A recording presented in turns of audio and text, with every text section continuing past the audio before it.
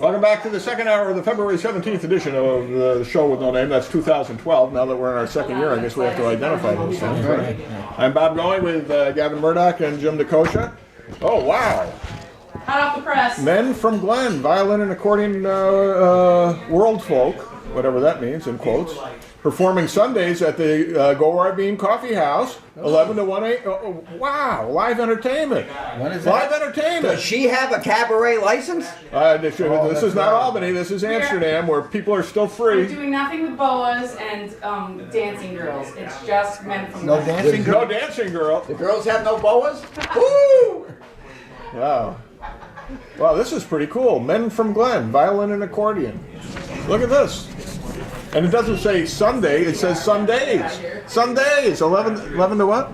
Yeah, 11 to 1. 11 to 1. Now I know where I'm going to be spending my Sundays. Men from Glen, as a matter of All fact. right, okay. All right, we look forward to How it. many men are from Glen? It's free. There are two. Violin and accordion. If you need a bagpipe, we can probably get you one. All right. Awesome. We'll think about it. Maybe the alien pipes. No, this is Grey Highland. See you Sunday. Wow. Isn't that great? So that's you're learning it here. just starting this week? Literally Yeah. hot off the press. This is opening day? Yeah. So- Sunday's open day. Sunday the 19th of February. It's gonna be Okay. a regular thing? Yeah. Was that like your boyfriend or what? No. No? No, he's married. He actually has a shop in Fonda. He What and kind of a his shop? wife, like a secondhand furniture store. Wow. I've never been there, but he and his wife run it. Wow, if we could pick up a second-hand accordion, we could do our own number There here. we go. Hey, this is See if your son's interested in coming and listening. Maybe they can fit him in some sometime. Wow. songs. They do a pretty wide. Wow. Oh, they don't say in here, but Okay, they do. yeah, That's why it world says folk. Yeah, world folk. So we'll get to the serious stuff in a moment, Anyway, folks. sorry about that. No. No, it's okay. And thanks for the coffee, because the coffee here is terrific. At the Go Where I Bean Coffee House and Polish Deli on Lower Upper Church Street, right here in Amsterdam, New York, where the Men from Glen will be appearing every Sunday from 11 a.m. to 1 p.m. And wow, is there a cover charge still or no? I guess not. What's a violin and what? Accordion. An accordion? Violin and accordion. According to him, yeah. According to him. Wow. Okay. Now, holy mackerel, we haven't been on in 2 weeks. I believe we have not been on since that crazy Tuesday primary day, have we? That looks like Mike Chiara. It does look like Mike Chiara. He must be one of the dancing boys from Glen. Must be. Must be. All right. Where is Mike today? I don't know. Where was Mike yesterday? I don't know. Might be in the same place. Probably. Anybody seen him lately? I haven't You've seen seen him him. in a week. I Haven't haven't seen seen him him in a month. Okay. Well, he'll come back eventually. He'll come crawling. He'll come crawling back and demand to be back on his show. It is his show. This is the Michael Chiara show. We're just filling in. We're like the Steve Lawrence and Edie Gourmet doing the summer replacement for Steve Allen, right? Forever. Yeah. Yeah, that was a strange primary day. It was. Yes, getting back to what I was talking about. And, you know, everything with the inevitable, after the Florida primary, the inevitable Mitt Romney, everybody else might well just as well drop out right now. Yeah. All of a sudden, Big change. Missouri, I know this is all news for everybody, but we haven't talked about it. Missouri, where Santorum gets to go head-on-head with Romney, beats him by 30 points. 30 points! He's the first guy to get a majority in any state.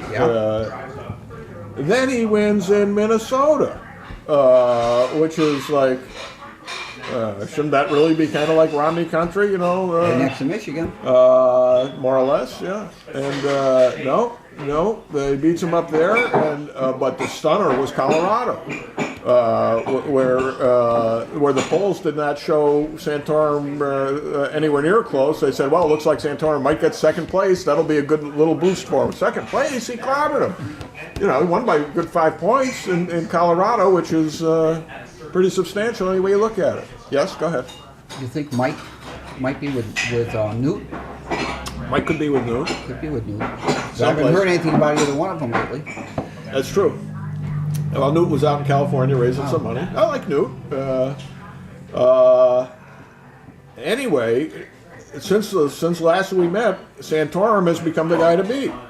And the most incredible things going on now are the polls are all showing him leading Romney in Michigan. Now let me tell you something. Romney loses Michigan, he might just as well close up shop. For the millions and millions and millions, and there was a story yesterday that he's running out of the millions. That all the millionaires who've been backing him up to this point have said that's enough, and he's going to have to start dipping into his own pockets if he wants to continue.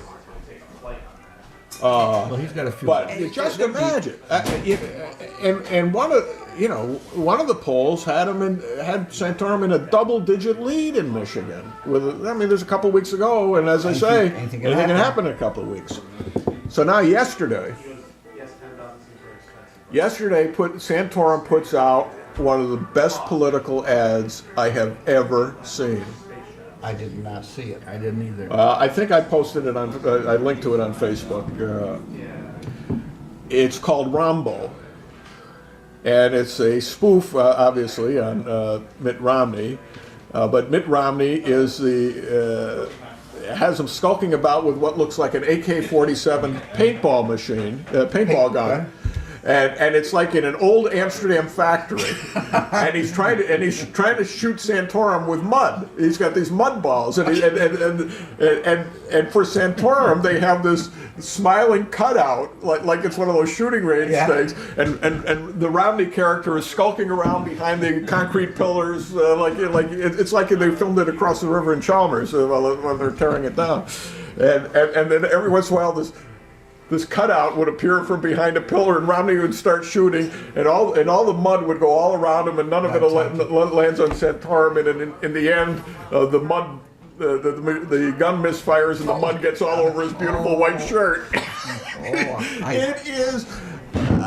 It is a work of genius, and because they're having fun with it, it just negates.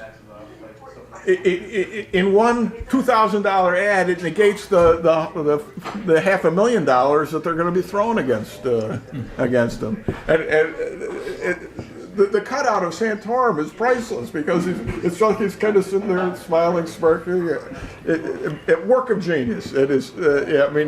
I'm sure they thought it was risky when they made it. Maybe it's too frivolous. It is brilliant, absolutely brilliant. So. He's closing in Arizona. They said that Santorum was spending most of his emphasis on Michigan, hoping for a knockout blow there. And Arizona is a winner-take-all state, and Romney had such a big lead there. It's kind of a waste of your time to go down there. Well, now all of a sudden he's within 6 points in Arizona, which is frankly closer than he was in Colorado.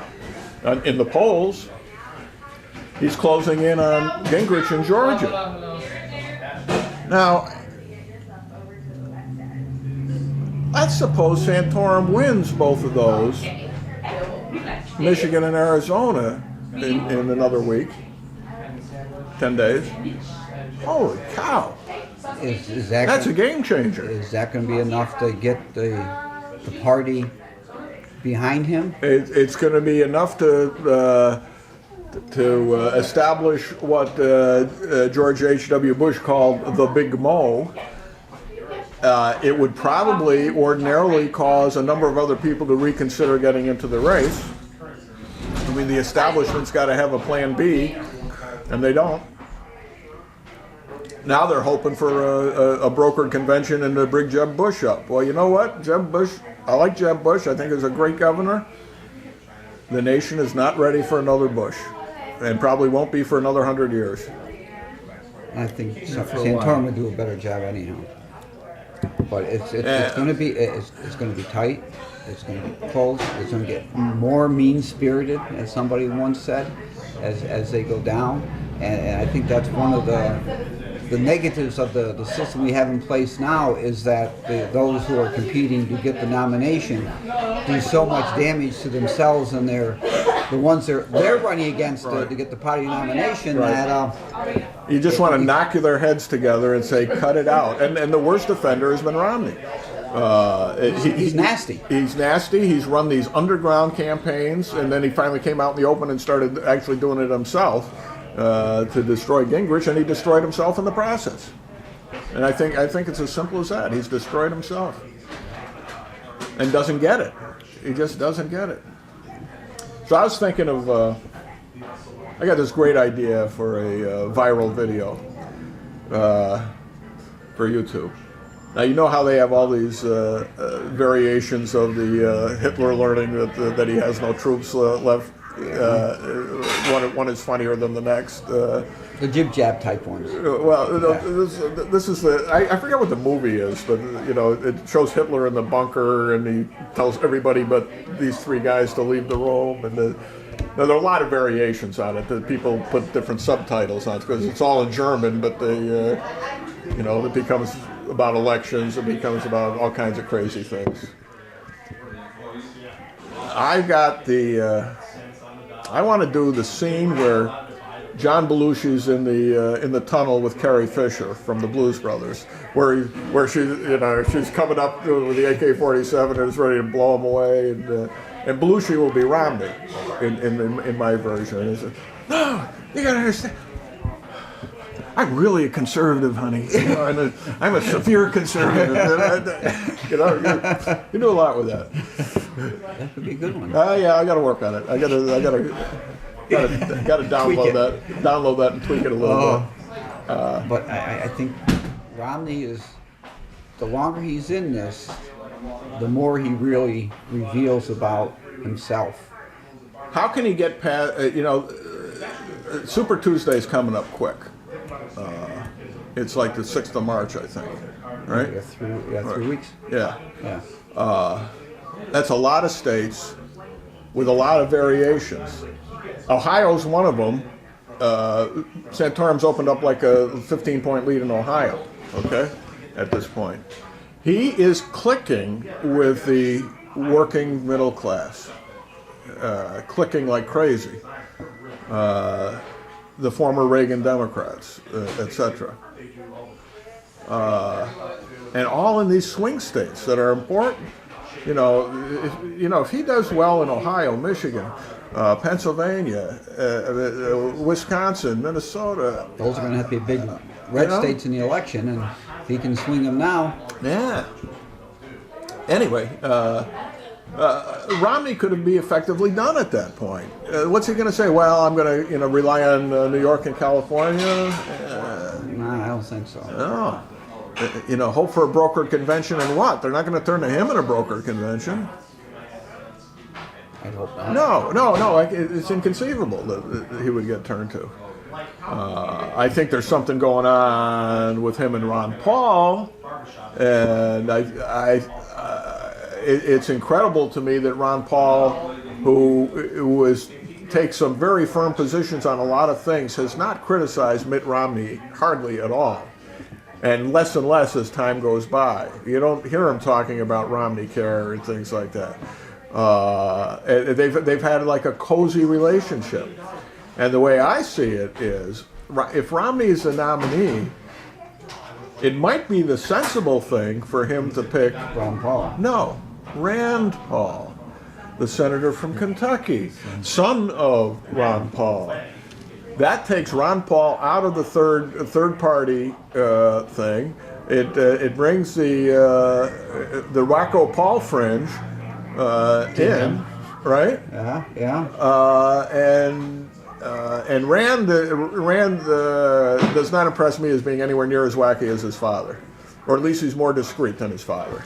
Or as wacky as Biden. So I mean, that, as what? As Biden is. Well, yeah. We're not even talking about that. Yeah. Now, CPAC was last week. I didn't get a chance to go down, but I did get daily reports from noted presidential historian David Petruccia, who was on the scene. And he said, not much more than I observed. Although he was in the green room with a lot of these people, so because he had press credentials from Fox News, so he was able to really get up close and chit chat with Herman Cain while he was waiting to go on and things like that. Herman Cain, did he do something? Yeah, he did something once until Mitt Romney turned on him. Anyway, 999. I got to watch. I guess I watched all three presidential candidate speeches. I saw Romney's. And as usual, Romney, in my opinion, came off as completely insincere. Obviously, his speech was catered to his audience, but that's understandable. But it was like, give me a list of things that this audience will want to hear. I will say them and try to sound sincere, and it did not come off. He talked the talk, but he can't walk the walk, and he can't connect. But isn't that every political speech? Whatever. With everybody? No, it isn't. For example, Gingrich comes out and I thought gave a hell of a speech. And it was all about stuff he believed in. This is what I'm going to do my first day in office. I thought, geez, if I were Rick Santorum, I'd take that and I'd say, you know what? Give me this list the day after the election. We'll do the same thing. Santorum was good. He connected with his audience. I thought Gingrich was more concrete in what he had to say, but Santorum did a good job, and he connected. Romney. But all else paled when the Barracuda from Alaska came out. Sarah Palin. My God, when she is on better. It was a romp 'em, stomp 'em, on their feet. They were on the chairs. It was great material, delivered as only she can. I thought about it as I'm listening to her speech. She said many of the same things in substance that many of the speakers had done at CPAC. So you could take, say, Senator X from Wisconsin or something. I'm not choosing anybody in particular, but there were a lot of people who got up there and said, and we miss, the problem isn't that we tax too little, it's that we spend too much. Right? She can deliver the same line and have them, she just knows how to pause. She knows when to raise her voice. It was masterful, and she had just one great line after another. She talks about people who come to Washington to clean up the swamp, and the next thing you know, they're calling it a jacuzzi. And she said, it's time to drain the jacuzzi and throw them all out with the bathwater. What? When Romney speaks, it's like when Obama speaks. It's words on paper that be heard. There is no, as you say, there's no sincerity. Right. There's no genuine belief. It's a almost the kind of thing you'd hear from Henry VIII, because I am the emperor, this is what I'm saying. And that's how Obama comes off when he speaks, that he is, he is the dictator, I'm in charge, and that's it. I don't have to... I'll tell you what the church can do. Yeah, and Romney has that same undercurrent when he speaks, that there's not sincerity. He's saying maybe what you want to hear, but his addressing of the issue and the way he comes across is phony. Yeah, I couldn't argue with anything that he said substantively in his speech, but it wasn't there. It just wasn't there. He had bussed some people in, so he had a very friendly crowd at the time. He's done this before at CPAC, back when he was trying to get the nomination 4 years ago. For the 2 years previous to that, they have the straw poll every year. It used to actually be a straw poll where people who were attending the conference voted. Well, Romney decided to push his credentials by paying for the tuition, or whatever you want to call it, the entrance fees of hundreds of people who would come in to watch him speak and then vote in the straw poll.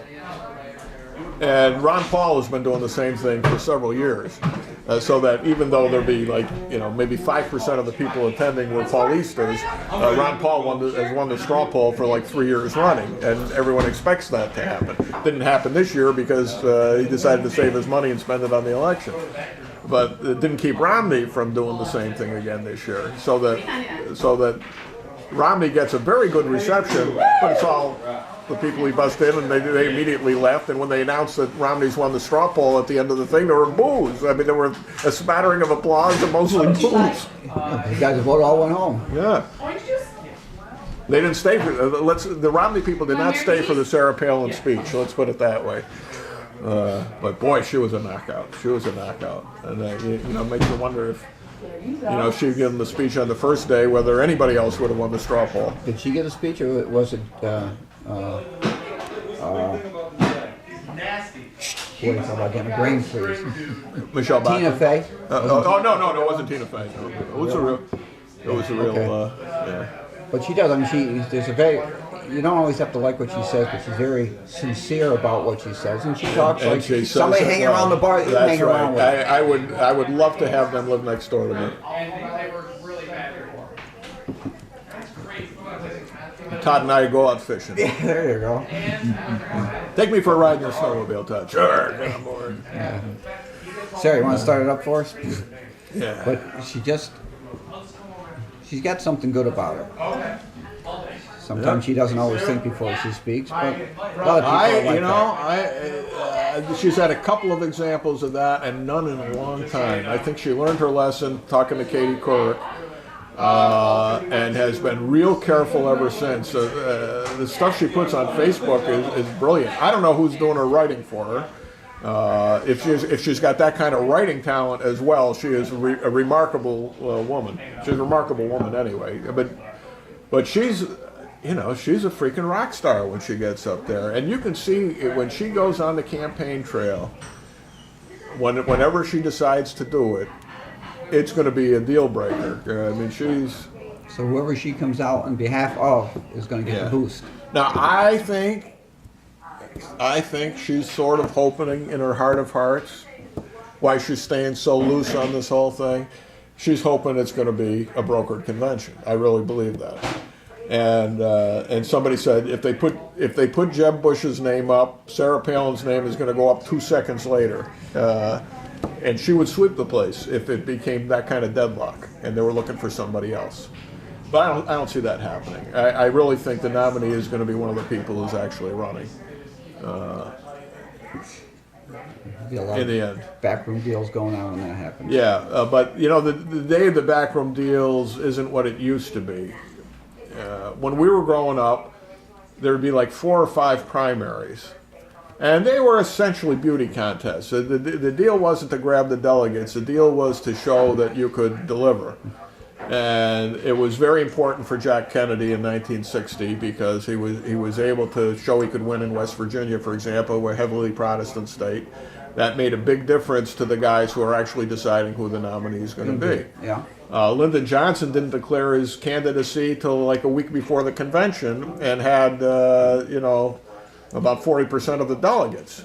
Okay. If you gotten in sooner. Well, probably not. It probably wouldn't have made any difference. But those days are gone. Now everything is really kind of decided on these primary caucus things, and the opportunity for the traditional backroom deal just isn't there. There are no bosses like there used to be when you get right down to it.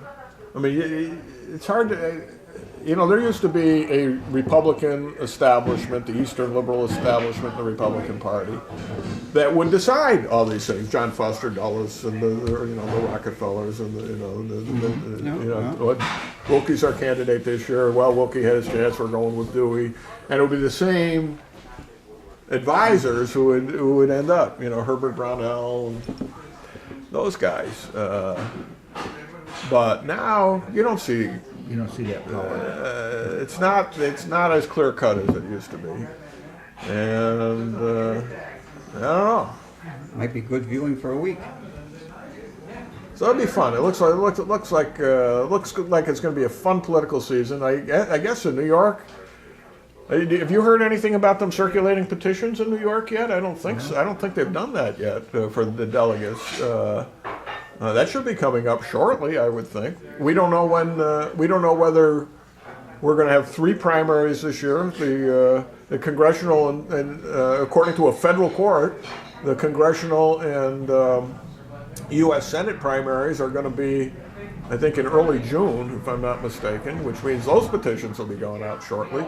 And then the regular races are still scheduled for September, so we could end up with 3 completely different primaries, which is crazy. Crazy.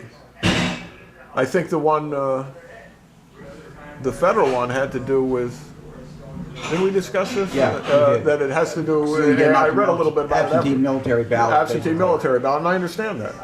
That makes some sense, that you leave time for the overseas, the guys who are fighting for our country ought to be able to vote in these things.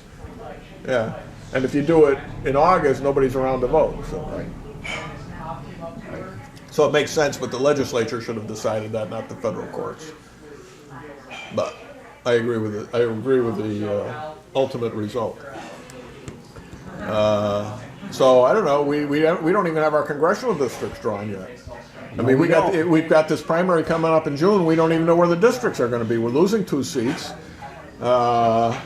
Don't know whether Taco's district is going to be withdrawn. I guess it's got to be withdrawn somewhat, redrawn somewhat. I don't know how substantially. You got that new state senate seat that's been created for Amador, so his assembly seat will be up. Yeah. Presumably, unless they decide somebody else is going to run for the senate seat, but it seems to be drawn for him. I don't know. It's an awful lot of decisions that need to be made pretty quickly. And it's going to have a big effect when they are. You going to run for the assembly, you think? Not me. How about you? No. No? Oh, I know you have to work Wednesday nights. I forgot. I work Wednesday nights. Yeah. Wow. Now there's 2 names that I've heard out there. You've heard 2? Yeah, I've heard 2. Well, I got to assume Joe Emanuel's is one of them. Joe's one of them. Hey, what's the other one? The mayor thing is the other one. That'd be interesting. That would be, wouldn't it? Of course, she says on the radio today, she says no, that, no, she didn't say no.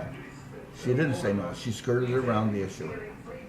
Saying that she had. Well, I would too if I were her. A lot of things to do in the city that need to be done. You know, so she never said It doesn't no. hurt your reputation to have your name bandied about for the position, even if you decide not to run. That'd be interesting. But well, of course, they haven't drawn the assembly district either, so we don't even know where that's going to be. I think Farley is losing Montgomery County, right? He's been our state senator since 1977. And he's going to pick up like Hamilton County and northern Herkimer County. He's getting the woods of Herkimer County, I think all of Hamilton County. It's going to be a wild district. Yeah.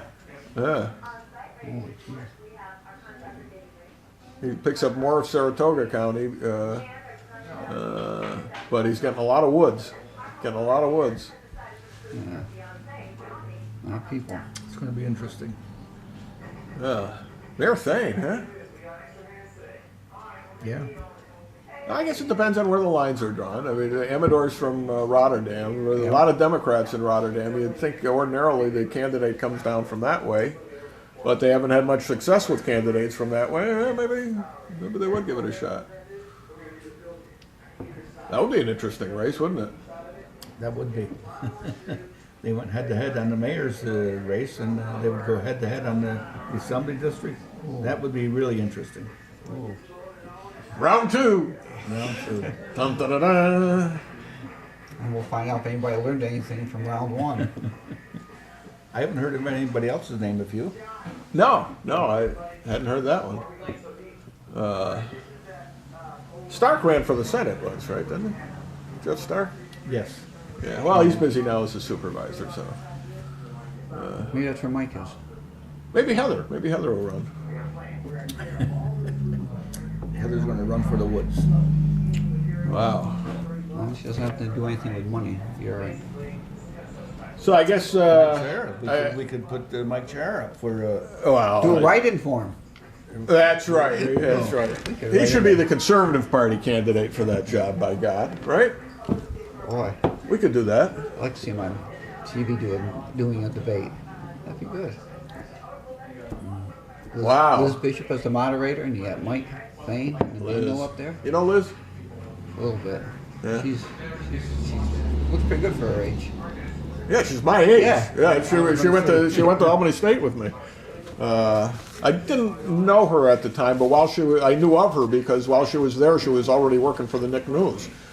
She was doing the sports sports column for the Nick News while she was still in college. Talented girl, and yeah, she does. You know, she's 60, and she looks pretty darn good for 60. So do we all look. So. Well, Not as good as her. I never looked as good as her. If I shave, I do though. Well, I don't know. Maybe. Wow.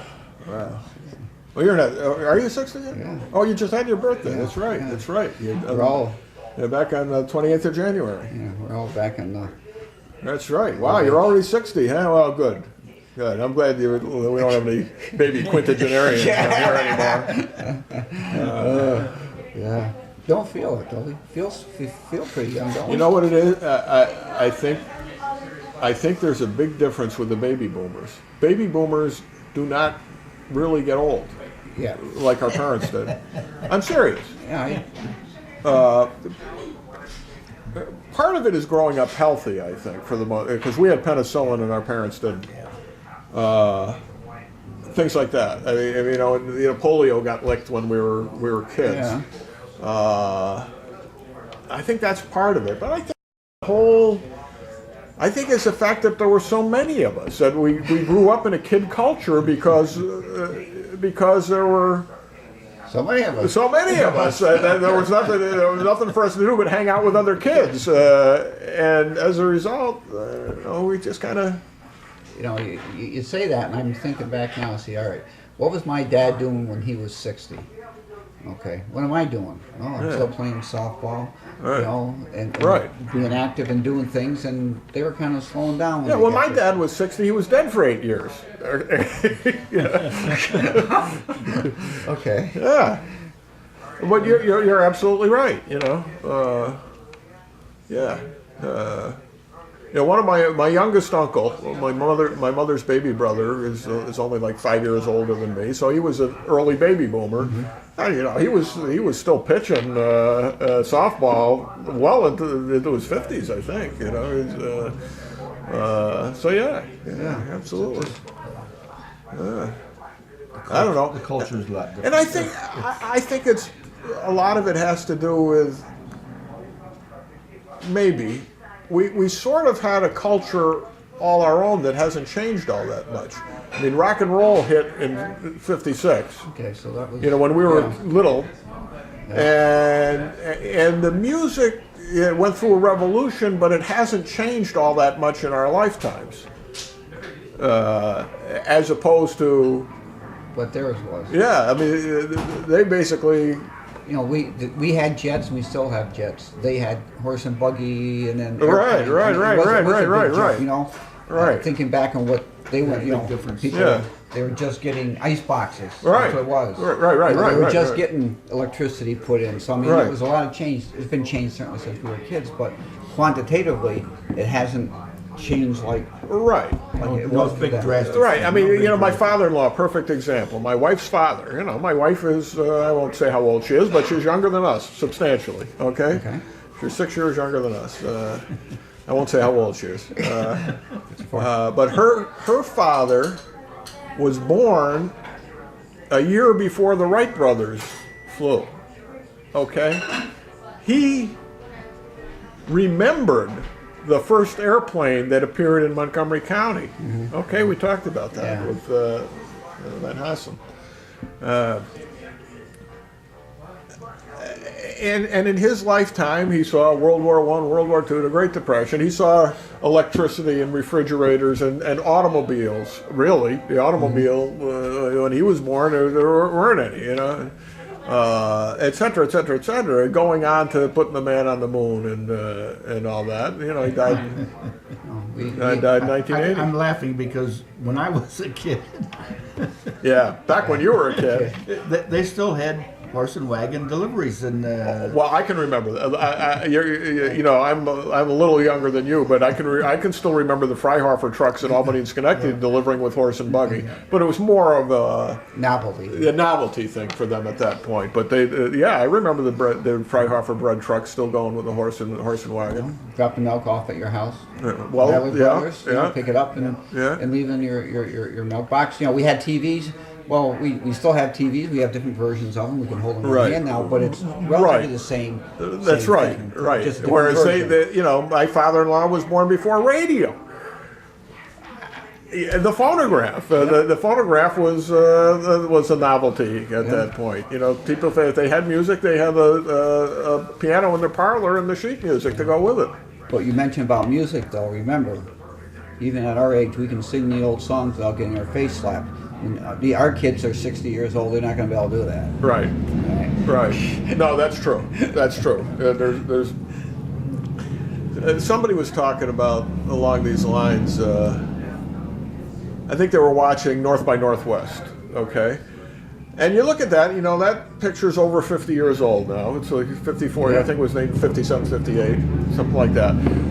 You look at that picture,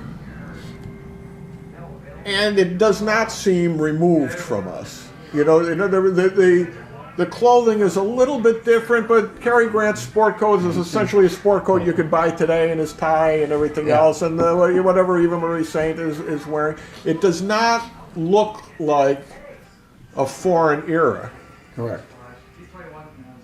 Whereas in 1958, if you look back 54 years, you're getting to 1904 and Teddy Roosevelt's president of the United States, and just think of all the differences, right? Yeah. Now, they looked at it in reversed. What would somebody, however, in 1958 think looking at the popular culture 54 years later? They'd be shocked, right? Before the pill. Yeah. Before hip hop. Yeah. Yeah.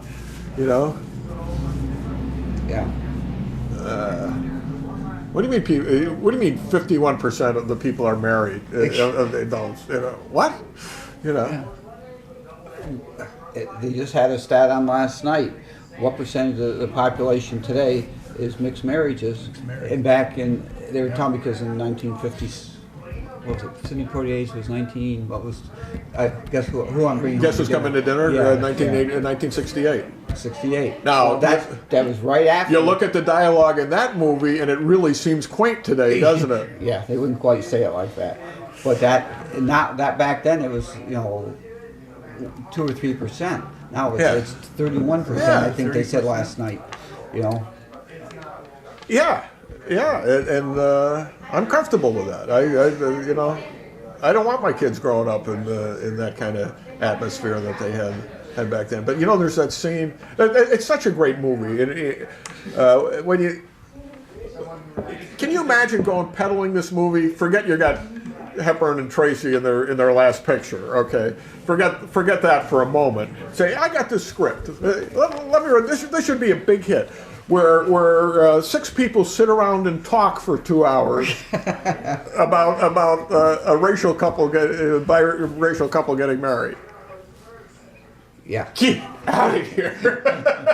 And yet it works. Every scene in that movie works perfectly. It's a great movie. But that scene where Spencer Tracy's talking to him out on the terrace, and he says, I hope you're not imagining that your kid's going to grow up and be president of the United States. And Poitier laughs. He says, no. He says, I'm a lot more realistic than that. Maybe Secretary of State. And guess what? Hey, right. Both things happen. Yeah. And it was considered an absurd thing to say in 1968.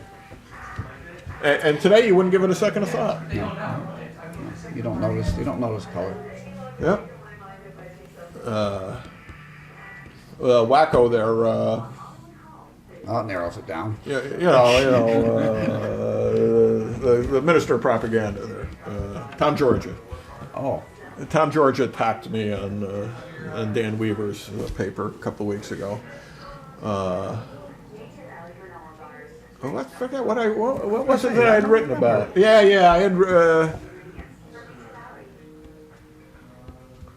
It's because Rob Mian had responded to something I had. It was it goes back to the Newt Gingrich standing ovation from the Juan Williams thing. Okay, and I'd run the clip, and somebody, whether it was Mian or Georgia, had commented on my page. Well, these guys are racist. This was all race baiting. That's why the white crowd was standing on their feet and stuff like that. And I responded, look. I've known a fair number of racists in my lifetime, but I can't think of any of them who were Republicans. And I'm not saying there aren't any, but the roots of the racism didn't come through the Republican Party. The Republicans, of course, were the party of emancipation and Reconstruction and everything else.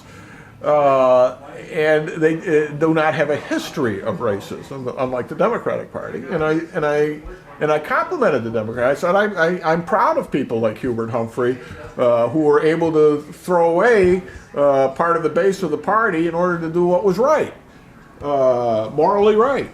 And that's good. I mean, the Democratic Party should be proud of themselves that they've abandoned their racist heritage. But don't pretend that the Republicans were the racists, because it isn't true. It was the Democrats who were the racists. Of course, now Georgia says I've got blinders on, and and I'm not saying Going's a racist, but he is, but and stuff like that, and how come there are no? If things are so great, how come there are? One of the things I had said was, you don't know your history if you don't think that things are a whole lot better than they were when I was a kid. A whole lot better. So I said, how come there are no Hispanic members of the holding office in the city government? So, number one, they don't run. I haven't run for one. Okay. How can you have a Hispanic councilman if you haven't had one? Number one. They had one. Number two, but not this year. Number two, I've already said that I'm in favor of redrawing the districts to make a primary Hispanic district. It's easily done and wouldn't offend anybody. And the third and more important thing is a competent woman who happens to be African American was recently elected to the Common Council of the City of Amsterdam, and there was hardly a ripple when that happened, and hardly a mention made of it. And for me, I apologize. I said I'm sorry if the fact that Valerie Beekman was elected not on the basis of the color of her, was judged not on the basis of the color of her skin, but on the content of her character, that makes me feel pretty good. Okay? And that's the truth. That is the truth. There was no racial issue there whatsoever. None at all. Whatsoever. None at all. And that is coming a long way, because when I was in high school, a black family could not get a motel room in the city of Amsterdam, notwithstanding the 1964 Civil Rights Act. Yeah. Let alone be served at half the bars in town. Yeah. And it wasn't just a southern thing. It's easy to point fingers at the southern. It was every bit, maybe not as obvious, but as ingrained up here. Yeah, more subtle.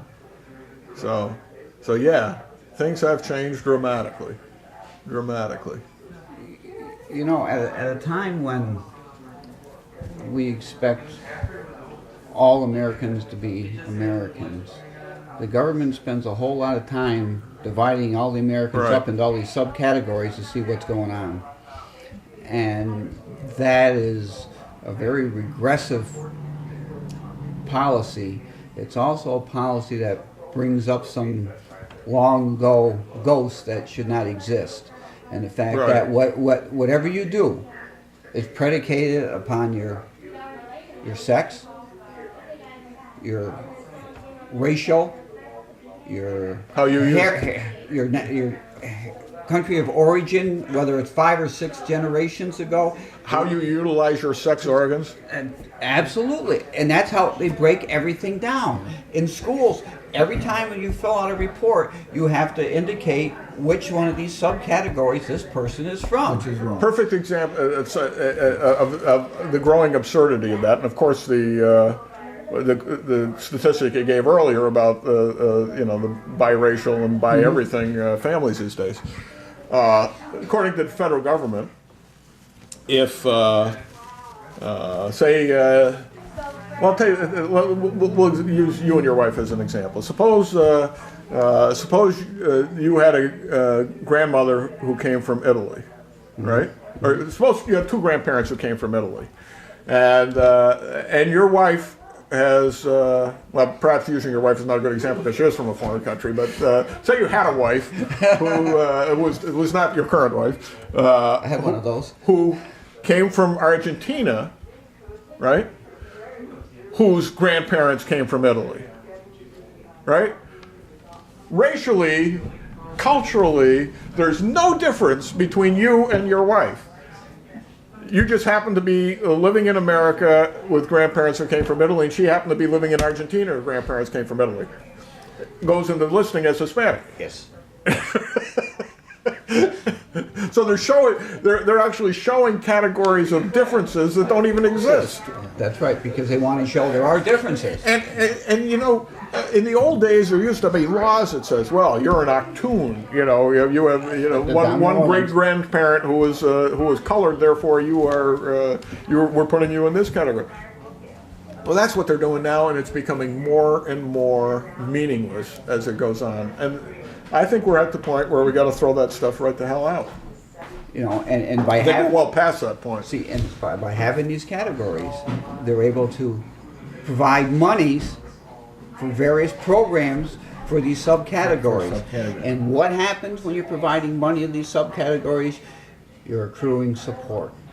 You're Yeah. buying. Right. You're buying support. You're buying votes. You want to get right down to it, because every subgroup is something. Whether you're a Pacific Islander, Right. whether you're Asian, Aleut. That's right. They're a separate Or category. into it. Don't. Inuit. You gotta. Inuit. Don't ever mix it into it with an Aleut. But Aleut, Expect to get away with it. Inuits aren't on that list in schools. Okay, Pacific Islanders are. Todd Palin's one of those, Asian. you know. And don't ask me which one. But he's something. He's one of You those. know? One of his grandmothers is. It's wrong. You know that you're judged by how well subgroups do on things, and then the government has all these subgroups and their fundings for various programs. And Yeah, but- look at the percentage of Pacific Islanders that are. Should Bristol Palin get a special scholarship because her great grandmother is a native Alaskan? Not from the government, she shouldn't. Yeah, it's If the Native crazy. Alaskans want to put it up, be my Yeah, guest. right. But the government should not be doing that. Yeah. Because, you know, we always grew up, you know, America's a great melting pot. Then it became a great stew. Now it's just a big bowl of shit. Whoa! I didn't say that, ladies and gentlemen.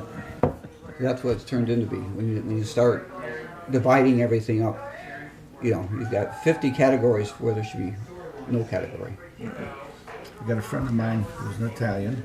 Both parents are Italian. All your friends are Italian. Their husband is Guatemalan. They had several kids, Right. several, I think 3 or 4. The one son went to college as a Guatemalan, got a free education because of his Ethnicity. Right. ethnicity. Yeah. Yeah. And the family had money, but he still got the education free because of that. Well, you know, there's plenty of speculation that that's how Barack Obama got through school, and that's why we've never seen his records. That he was the adopted son of the You had a Indonesian. test done or something. You know. You're good? Okay, that's good. Okay, hold on a second. What's your it? daughter? It's my daughter. What does she want? We're on the air. Do you want to be on the air too? Oh, no. Okay, so I don't need, it's not an emergency? Oh, It's our good. first call-in. It's All right. She wants to place an order. Never mind. For you to take home to her. Does she have a question for the show? our hour is It's up a call anyway. in now. See if she wants to talk about Fenway Park. Do you want to talk about Fenway Park? You said on here. No. What would you like?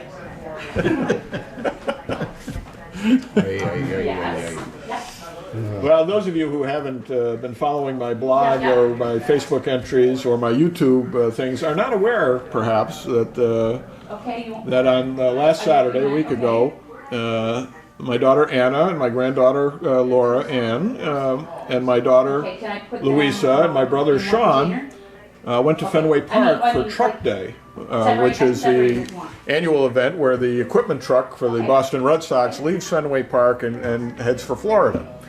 And it's kind of, they have like a little, street fair type thing, music playing, and people get free balls. And Larry Lucchino comes out, and the chief executive officer and president of the Red Sox mixes with the fans and the press. All the cameras are there, and it's like the first rite of spring. We went last year. You may recall I was interviewed. It was even went on the Weather Channel where I predicted that they would maybe lose 5 or 6 games last year. And of course, they lost the first 6 without any help from me. And we all know what happened in September. But anyway, so Larry Lucchino meets Ann and Laura, and where are you from? From New York. And his eyes light up. Oh, New York, yeah, New York. Yeah. And it was like every other word out of him for the next half hour was New York. He says, "You guys ever been in the clubhouse?" And he says, no. Laura, would you like to go to the clubhouse? Meet me behind the truck. So 5 minutes later, he meets them behind the truck, and you can see the video.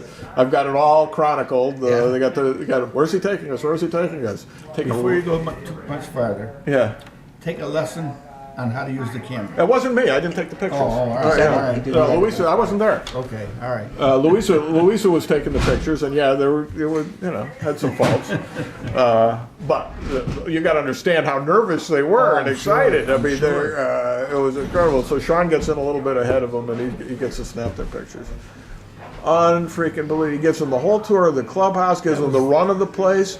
He gives Laura a baseball, and they play catch for like 5 minutes in there, and then he takes them into Bobby Valentine's office, and has Anna sit behind the desk, and then he has Sean sit behind the desk, and Sean says, pretend I'm Bobby Valentine and you're yelling at me. So we got these great 3 pictures with Lucchino with his finger in Sean's face, which I had fun captioning. That was good. That was a great guy. I mean, he just opened the place up to them, and he finally says, "Laura, it's time for the truck to leave. Let's go outside, Laura." And then Laura walks their dogs, and one of the funny things, if you look at some of the still shots, the crowd, which of course is on the other side of the fence, they're all looking at Laura. Who's this girl? Who's this important girl walking the Lucchino's dogs?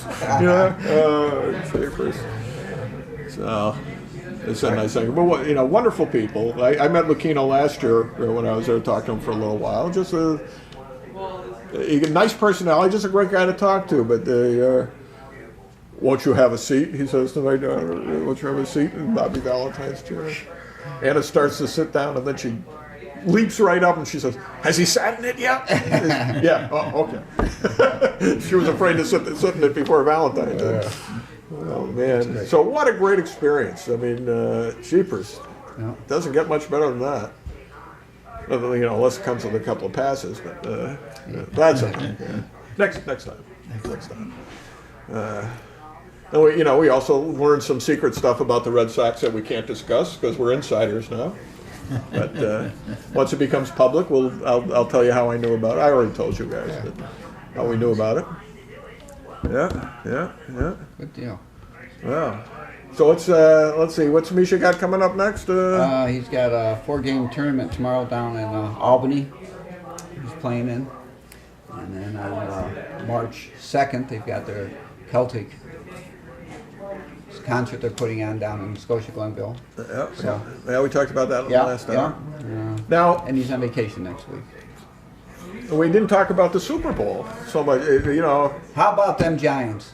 I tell you, I don't think my predictions, other than the score and the result, were that far off. I said the Giants were going to, we're playing their hearts out, and we're going to give them a good game. And I also said that you can look in Brady's eye in the first quarter and know how the game's going to end. Those guys got real white on that first play, didn't they? Oh man! But for a game, it was a relatively low-scoring game, but it was exciting every play. It was a good game. It was really, and I guess it had the makers were right on. Yeah, they were, weren't they? It had the. When I said no, I said it can't. I said no. I said What did the 5. odds makers say? They started out with the spread of 5. Which way? They didn't say. Oh, They didn't say. But They must have said. They ended up with the 3, I think. Yeah, and it was, 3.5? yeah. My prediction would be there'd be a spread of 10. Yeah, and I thought the same thing. But it was a great game. It really was, and it turned out that I think it was the highest rated broadcast ever. Yeah, and it was certainly better than the halftime show. Yeah. So. Oh yeah. Oh, what? When are you going to learn? When are they going to learn? Yeah. When are they going to learn? Get that crap off of there. I didn't even watch half of it. I don't get it. I got to say, for an old woman, Madonna showed a tremendous amount of energy. She showed a lot of stuff, yeah. A tremendous amount of energy. Yeah. But who do you think? I'm not talking about her. I'm talking about the other one. MIA. Yeah. What do you think you're getting? Who with do that? you think you are doing that? Does that give you such a big thrill? To offend the entire country? I didn't see that. Oh, well, I don't know too many people who actually saw it happen as it happened, but it certainly did happen. Did you notice? Who said that? You did? The Blaze. I did. Oh, Sue. Yeah, you noticed it when it was happening? I did, and I they didn't. blurred lower, like they missed it. Like, Yeah. There must have been like a 3-second delay or Right, something. right. But there I was so missed much. it. There was so much going on. I don't even know how they caught I it. Yeah. didn't see that. When are they going to cut that crap out and put real people on up there? Exactly. Bring Tony Bennett back. That was a good show. McCartney show was a good show. Yeah. Yeah. But it's commercials. They're okay. They have some good Yeah. I thought the commercials were very mediocre, with a couple of exceptions. I wasn't impressed. Bring back the frogs and the lizards for Budweiser. Yeah. That's what they got to do. The only one I liked was the dog burying the cat. Yeah, the Fritos. And that was an amateur. Yeah. That was an amateur. What was that? Frito Lay. Oh. I thought the Seinfeld one was good. Seinfeld was good. I can't even remember now, but a couple of them I found just downright offensive. I said, what the heck are they doing? They try to be too clever. When Yeah. you try to be something too, you never are. You wonder how how they pay some people the big bucks to make these things. Yeah, the polar bear with the Coca-Cola, that was okay. The Ferris Bueller's Day Off one was cute, but it was all inside jokes. The longer version on the internet runs about 4 minutes, I think. Yeah, if you didn't see the movie, you didn't know what it was. Yeah, right. That's right. I haven't seen the movie in so long that it was. I just couldn't even get the jokes. Yeah. So it was clever, but not. But so what? But the Seinfeld one was quite good in and of itself. And the line that had me on the floor was when he came out with the dwarf. And the one character, I forget who it was, says, "I thought he was dead. I got a new one." He's the guy who used to play the dwarf on the Seinfeld show died in between. And they didn't say anything more about it. I thought he was dead. I got a new one. I didn't see that. I didn't see that one. And of course, they had the soup Nazi. But it was clever. That was clever end to end. And having Jay Leno come out, I think, was a nice touch too. So that worked. On cultural, I'm losing track of the time here. That's about time. But culturally, I just want to add that on our Wednesday night movie night this week, we saw the new edition of True Grit. Did you? It was fantastic. Really? It was far superior to the original in every way, I thought. Really? Having said that, it's hard to say that about a John Wayne classic. John Wayne was tremendous in the original. And this isn't a weak point of the movie, but I would have loved to have seen Robert Duvall reprise his part as Lucky Ned. but it was so well done that the movie was over before I realized that was Matt Damon playing the Glenn Campbell part. Really? Yeah. The girl is so good. She was like 14 when she made this movie, playing a 14-year-old. That it is beyond belief how authentic she is. Far better than Kim Darby in the part. Bridges is fantastic. This is maybe a little bit darker than the original. The photography is fantastic. The direction. I give this one 4 stars. Really, it was just a terrific Western all the way around. I work Wednesday nights. You can rent it. That happens to be our movie night because Mary and I are home alone on Wednesday night, so we get a movie every Wednesday. So it's just us and Cy and the dog. So I could rent it myself and watch You can it rent it tomorrow yourself night. and watch it, and you get a Thursday movie night with your wife. There you go. There's some night when Misha's always going to be away, whatever that is. Misha's never away. Misha's never away. So, in about 10 years, you can do this too. So anyway, that does it for this week's edition of the Show with No Name. I'm Bob Going with Gavin Murdoch and Jim Nikosha. We cover a lot of ground. We will be back next week with a regular scheduled broadcast and another edition of the Show with No Name.